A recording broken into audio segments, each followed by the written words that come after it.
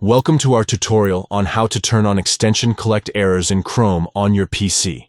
In this video, we will guide you through the simple steps to follow. Let's get started. Step 1.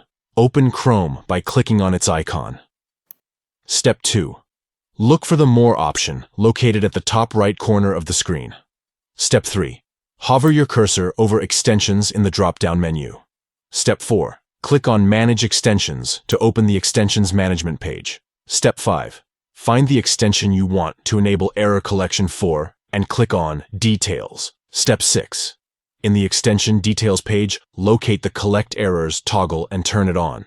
By following these steps, you will successfully turn on Extension Collect Errors in Chrome on your PC. This will allow the extension to gather error information for troubleshooting purposes. Thank you for watching our tutorial.